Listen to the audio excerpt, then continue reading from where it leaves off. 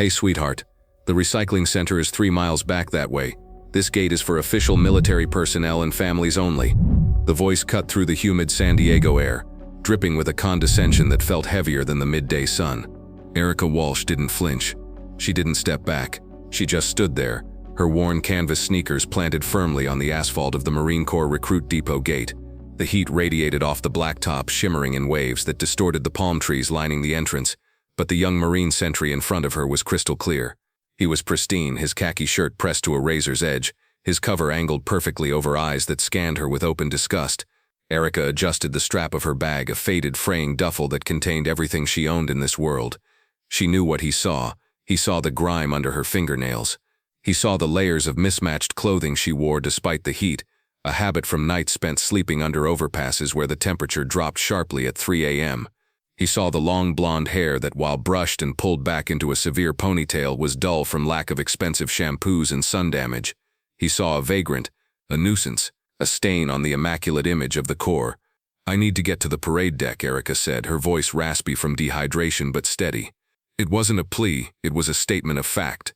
"My son is graduating today. Platoon 3042. The sentry, a corporal by his insignia, let out a short, incredulous laugh. He looked over his shoulder at his partner, a younger lance corporal standing near the guard shack, who was already smirking. "Did you hear that, Davis? She says she's got a recruit in 3042. The corporal turned back to Erica, stepping into her personal space, the smell of starch and gun oil coming off him in waves. "Look, lady, I don't know what kind of hustle you're running, looking for handouts from fresh boots who don't know better, but you're not getting on this base. Step away from the line before I have to detain you." "I have a pass," Erica said, reaching into the deep pocket of her cargo jacket. Her hand trembled slightly, not from fear but from the neurological tremor that had plagued her since the IED blast in Kandahar, the one the VA was still processing paperwork for 3 years later. She pulled out a crumpled, sweat-stained envelope. It was the only clean thing she possessed. Inside was the official invitation, the visitor pass her son Jason had mailed to a P.O. box she barely managed to keep paid. The corporal didn't even look at the paper. He looked at her hand. He saw the tremor. "Put that away," he snapped, his hand hovering near his holster. "I'm not touching anything you've got on you. You're shaking like a junkie coming down off a fix. You think I was born yesterday? We get people like you trying to sneak in to steal from the vending machines, or hassle the families every graduation." A luxury SUV pulled up behind Erica, the engine idling with a low purr. The driver, a father in a tailored suit, leaned on his horn. The sound was jarring. "Officer, can we move this along?" The man shouted out the window. "We're going to miss the colors ceremony." "Apologies, sir," the corporal shouted back, snapping a quick salute. He turned back to Erica, his face hardening into stone. "You are impeding traffic. You are creating a security disturbance. Turn around and walk away, or you're going in cuffs." Erica felt the old fire in her gut, the one she thought had burned out when she lost the apartment, then the car, then the ability to sleep without screaming. She straightened her spine. Despite the rags, despite the hunger gnawing at her stomach, she drew herself up to her full height. For a second, just a split second, the posture of a chief petty officer ghosted through her frame. "Check the name on the list," she said, her voice dropping an octave, becoming the command voice she used to use to order Marines to stay still while she packed their wounds. "Walsh, Erica. I am the mother of Private First Class Jason Walsh, and I am going to see him become a Marine." The corporal scoffed, shaking his head. "You? The mother of a Marine? Look at you. If you were his mother, he wouldn't let you look like this. Or maybe he's ashamed. Maybe that's why you're out here and he's in there." The words hit her like shrapnel. They found the chink in her armor, the deep, dark fear that she had kept buried since Jason left for boot camp, that she was a failure, that her service, her sacrifice, her downward spiral had cost him a normal life. But she promised him. She had promised him the day he signed the papers that she would be there. "Verify the pass," Erica said, her eyes locking onto his. They were blue, piercing, and for the first time the corporal hesitated. There was something in that gaze that didn't match the homeless exterior. It was a 1,000-yard stare that had seen things this young MP couldn't imagine. "Sarge," the corporal yelled, his confidence wavering just enough to seek backup. "We got a refusal to disperse here." A staff sergeant emerged from the guard shack, adjusting his belt. He was older, thicker, with a face weathered by multiple deployments. He looked at the line of cars backing up, the angry parents leaning out of windows, and then at Erica. "What's the problem?"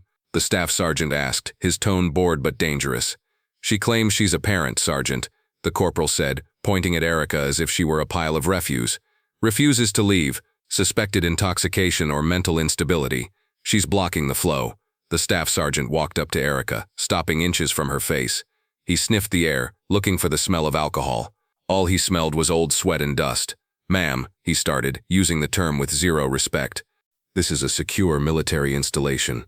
We have strict standards for entry. You are clearly not in a state to be around civilians and families. You're scaring people." "I served," Erica said quietly. "I know the standards." The staff sergeant laughed, a dry, harsh sound. "You served? What, the chow line at the shelter? Don't stolen valor me, lady. That's a federal crime." He gestured to her jacket, an old, oversized field jacket that was missing buttons. "Buying surplus at a thrift store doesn't make you a veteran." "I was a corpsman," she said, the title tasting like iron in her mouth.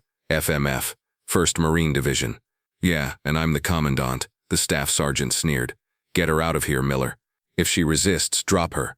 Miller, the corporal, stepped forward, reaching for her arm. Erica flinched, instinctively pulling back, her hand brushing against the pocket where she kept it, her anchor. It wasn't money. It wasn't drugs. It was a heavy, tarnished coin, the edges smoothed by years of rubbing. On one side, the eagle globe and anchor. On the other, the caduceus of the hospital corps. It had been pressed into her hand by a dying lance corporal in the dust of Helmand Province, as he bled out, his final words thanking her for trying. She carried it to remind herself that she had purpose once, that she had saved lives, even if she couldn't save her own. "Don't touch me," she warned, her voice low. "Resisting," Miller shouted, eager for the takedown. He grabbed her wrist, twisting it behind her back. Erica gasped, the pain shooting up her bad shoulder, the one reconstructed after the Humvee rollover. The envelope with the pass fell from her hand, landing in the dirt. "Mommy, look at that lady," a child in the back of the SUV pointed. "Is she a bad guy?" "Don't look, honey," the mother in the front seat said, rolling up the window. "Just some crazy person." Miller shoved her forward, pushing her toward the chain-link fence away from the road. "Sit down. Hands where I can see them." Erica stumbled, her knees hitting the gravel. The humiliation burned hotter than the asphalt. She wasn't fighting back. She knew better than to fight MPs, but the injustice of it was choking her. She watched the invitation lie in the dust, a tire track from the next car grazing the corner of it. "You're making a mistake," she gritted out, head bowed, fighting the tears. "Please, just check the list." "Shut up," Miller spat, standing over her, hand on his baton. "One more word and you're going to the brig for trespassing." The traffic began to move again, parents and wives and grandparents driving past the spectacle. They looked at the woman on her knees in the dirt, guarded by the sharp-looking Marine, and they felt safe. They felt the system was working. They didn't see the silver warfare pin pinned to the inside lining of her jacket. They didn't see the scars under her sleeves. Then the rhythm of the gate changed. The flow of SUVs and minivans halted abruptly. The ambient noise of the highway seemed to drop away, replaced by the deep guttural rumble of a heavy engine and the sudden frantic movement of the MPs. A black sedan with flags mounted on the fenders was approaching, the blue flag with white stars. "Admiral on deck," the staff sergeant bellowed, his voice cracking with sudden panic. "Miller, fix your cover. Look sharp." Miller scrambled away from Erica, rushing to the lane to render a salute. The entire gate crew stiffened, terrified. It wasn't just any officer. The plates and the flag indicated a rear admiral or higher, someone with the power to end careers with a single phone call. The black sedan slowed to a crawl. The tinted window in the back rolled down. Erica didn't look up. She stayed on her knees, staring at the invitation in the dirt. She was defeated. She would miss it. Jason would look for her in the stands, see an empty seat, and think she had chosen the bottle or the street over him. The thought broke her heart more than the physical pain in her shoulder. Inside the car, Admiral Thomas Sterling was reviewing his speech notes. He was the guest of honor for the graduation, a Navy man invited to speak at the Marine Depot, a testament to the bond between the two services. He was impeccably dressed in his service dress whites, the choker collar stiff, the ribbons on his chest a colorful testament to 30 years of war and peace.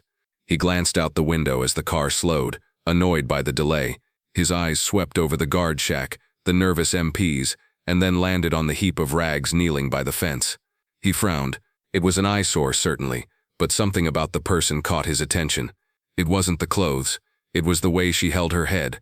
Even on her knees, staring at the ground, there was a rigid discipline to her neck and shoulders, and the hair, long blonde, turning gray at the temples. Then, a gust of wind from a passing truck flipped the hair out of her face just as she looked up, her eyes tracking the movement of the Admiral's car. Admiral Sterling froze. The air left his lungs. The speech notes crumpled in his hand. He blinked, sure he was seeing a ghost. He had seen that face covered in oil and blood. He had seen that face illuminated by red tactical lights in the back of a heaving Osprey.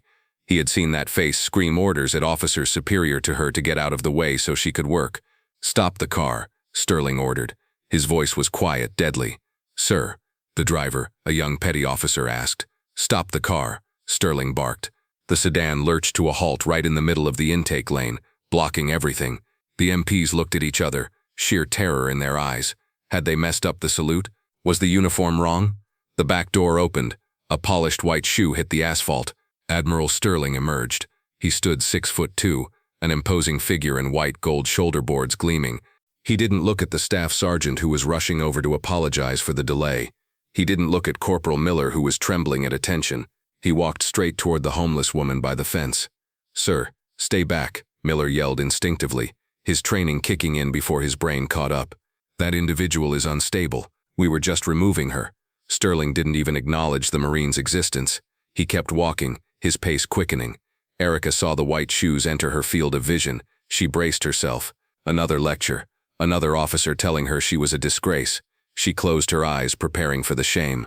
"Doc," the word was a whisper, but it carried the weight of a cathedral bell. Erica's eyes snapped open. She looked up, squinting against the sun. She saw the gold stripes on the sleeve. The face was older, lined with the stress of command, but the eyes were the same. The eyes of the lieutenant commander she had pulled out of a burning LAV in the Argandab River Valley. "Sir," she rasped. The staff sergeant and Corporal Miller watched in paralyzed silence as the Admiral, a two-star commander of naval forces, dropped to one knee in the dirt. He didn't care about the grass stains on his pristine white trousers. He didn't care about protocol. He reached out and gently took Erica's dirty, trembling hands in his own manicured ones. "My God, Erica," Sterling said, his voice thick with emotion. "I thought you were dead. The last I heard you were in Germany, in the burn unit. Then you just vanished." "I got lost, Tom," she whispered, tears finally spilling over, cutting clean tracks through the dust on her cheeks. "I just got lost." Sterling looked at her, really looked at her. He saw the toll the years had taken, but he also saw the woman who had kept him alive when he had 3 bullets in his chest and leg. He saw the sailor who had earned the Navy Cross, a medal that sat in a box somewhere because she couldn't bear to look at it. He looked up at the MPs. His expression shifted from compassion to a cold, hard rage that dropped the temperature at the gate by 20 degrees. "Who did this?" Sterling asked, standing up and pulling Erica gently to her feet. He kept a steadying hand on her elbow. "Who put this sailor in the dirt?" Corporal Miller swallowed hard, his throat clicking audibly. "Sir, the individual was refusing to leave. She didn't have proper identification," Sterling repeated. He looked down at the dirt, saw the crumpled invitation, and bent down to pick it up. He dusted it off carefully. He read the name. "She is the mother of a recruit. She has a valid pass." "She looked like a vagrant, sir," the staff sergeant tried to interject, trying to salvage the situation. "We have security protocols. Appearance standards." "Appearance standards," Sterling cut him off. He turned to Erica. "Chief Walsh, do you still have it?" Erica nodded slowly. She reached into her pocket and pulled out the challenge coin, but then she reached deeper, into the lining of her jacket, and pulled out something else wrapped in a piece of velvet. She handed it to the Admiral. Sterling unfolded the cloth. Inside was a ribbon rack. It was small, but the top ribbon was blue with a white star, the Navy Cross. Below it, a purple heart with a gold star.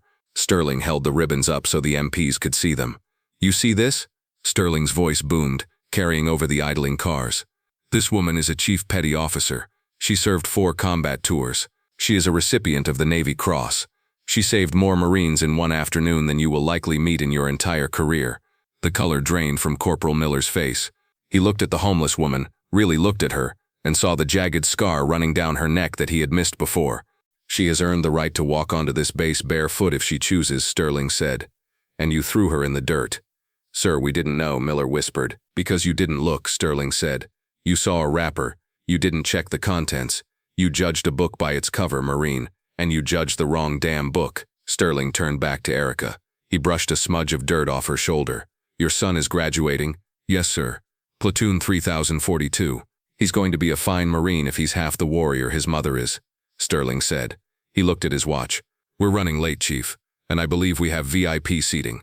I can't go in like this, sir, Erica said, looking down at her clothes. You look like a survivor, Sterling said firmly. But if it makes you uncomfortable, we can fix that. He turned to the driver. Give her your cover, and get the emergency kit from the trunk. Within minutes, right there at the gate, the dynamics shifted. The driver produced a clean navy ball cap and a jacket from the Admiral's travel bag. It was oversized, but it covered the rags. Erica put on the cap, pulling the brim low. Admiral Sterling offered his arm. Not the gesture of a superior to a subordinate, but a gentleman to a lady. Shall we, Chief? Erica took his arm. She held her head high. As they walked toward the Admiral's car, Sterling stopped. He turned to the Staff Sergeant and Corporal Miller. I expect a full written report on this incident on my desk by 0800 tomorrow, Sterling said. And you will stand at attention and salute this Chief Petty Officer as she departs. Aye, aye, sir, the Staff Sergeant barked. The two Marines snapped to the crispest salute of their lives. But they weren't saluting the Admiral. Their eyes were locked on Erica. For the first time, they saw her. They saw the rank she carried in her soul, not on her collar. Erica paused. She looked at Miller. She didn't sneer. She didn't mock.